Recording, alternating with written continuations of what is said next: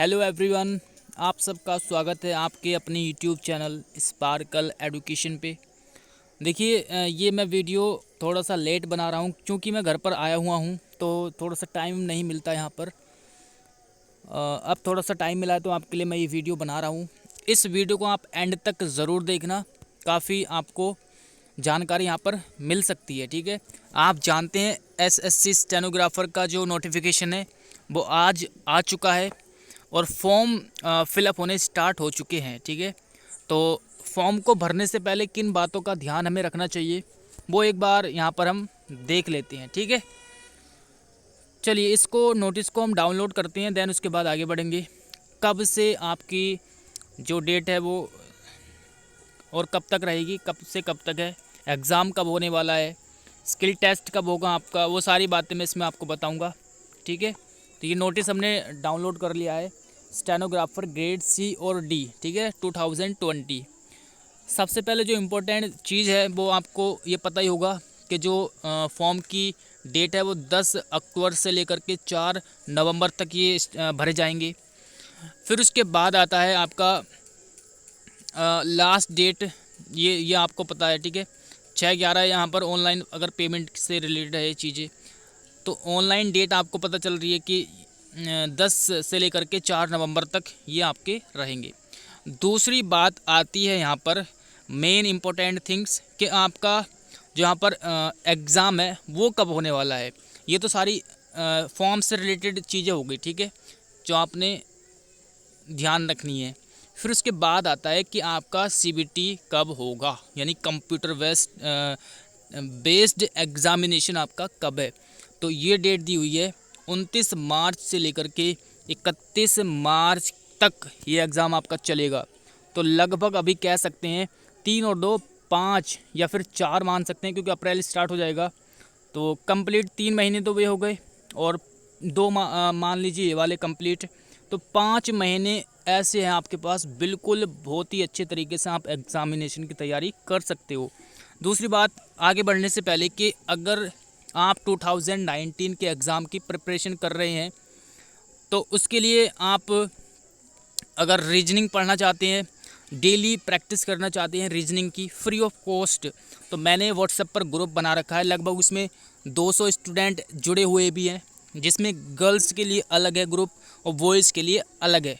अगर आप उसमें जुड़ना चाहते हैं तो इस नंबर पर 87 91 54 17 12 यानी 8791541712 पर व्हाट्सएप मैसेज कर सकते हैं, या फिर एक दूसरा नंबर है इस पे करना है। वैसे तो आपको दूसरा पर्सनली जो नंबर है मेरा वो ये है 9557760685। ठीक है, इस नंबर पे भी आप मैसेज कर सकते हो अगर आपको इस ग्रुप में ऐड होना है। दूसरी बात 2019 के जो बच्चे प्रिपरेशन कर रहे हैं उनके लिए फुल इंग्लिश का प्रैक्टिस बैच भी मैं लेकर के आ रहा हूँ, तो आप अगर उसमें भी ऐड होना चाहते हो तो वहाँ पर भी ऐड हो सकते हैं, लेकिन वो पेड कोर्स रहेगा। दोनों के लिए किसी में भी आपको ज्वाइन होना है तो आप इन दोनों में से किसी पर भी मैसेज कर सकते हो। आप पहले ट्राई करना ऊपर वाले नंबर पर। ठीक है, और डेली वहाँ पर प्रैक्टिस चल रही है, बहुत अच्छा रिस्पॉन्स जो है स्टूडेंट्स का आ रहा है, तो वहाँ पर आप ऐड हो सकते हो। ओके, मैसेज कर सकते हो, मैं ऐड कर लूँगा वहाँ पर। चलिए, तो ये हो गई आपके एग्ज़ाम डेट कब, 29 मार्च से लेकर के 31 मार्च के बीच में। दूसरी बात देखिए, वैकेंसीज़ की बात करें तो 2 तरह की होती है, ग्रुप ग्रेड डी और ग्रेड सी। ठीक है, और यहाँ पर सारी चीज़ें दी हुई है, कोई इम्पोर्टेंट ऐसी चीज़ नहीं है इसमें बताने वाली। एक आप डेट, हाँ एज लिमिट की ओर यहाँ पर देख लेंगे एक बार को कि इसमें जो है 18 से 30 ईयर यहाँ पर दी हुई है स्टेनोग्राफर सी के लिए। 18 से 30 ईयर जो एग्ज़ाम एज जो मानी गई है वो 1/8/2020 को कम से कम 18 साल हो जानी चाहिए। ठीक है, 1/8/2020 को कम से कम 18 और मैक्सिमम 30। ठीक है, तो इतनी आपकी वो होनी चाहिए एज। और अगर आपकी एज कम है, यानी अगर आपका जन्म जो है 1 अगस्त 2020 के बाद हुआ है, तो आप इसके लिए एलिजिबल नहीं है। और मैं सजेस्ट करूंगा कि आप अगर आपकी एज नहीं हुई है 18 साल तो आप इस फॉर्म को फिलअप ना करें, क्योंकि अगर आप उसमें अपनी डेट ऑफ बर्थ चेंज करवाओगे तो वहाँ पर फिर दिक्कत आ सकती है, क्योंकि एक ही बार रजिस्ट्रेशन होता है। फिर वहाँ पर मतलब मॉडिफाई करने में थोड़ा सा आपको परेशानी हो सकती है। तो जिसकी इतनी एज नहीं है तो वो इसको ना भरे। ओके।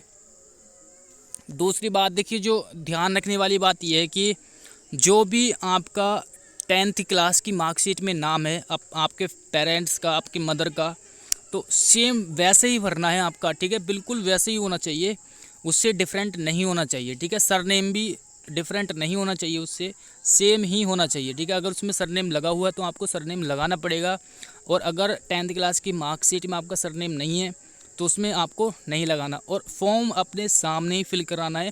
कुछ स्टूडेंट क्या करते हैं कि कैफ़े पर जा कर के अपने डॉक्यूमेंट दिए आते हैं वहाँ पर, और कह देते हैं कि ये फॉर्म फिल कर देना, तो वहाँ पर भी गड़बड़ कर देते हैं थोड़ी बहुत, ठीक है।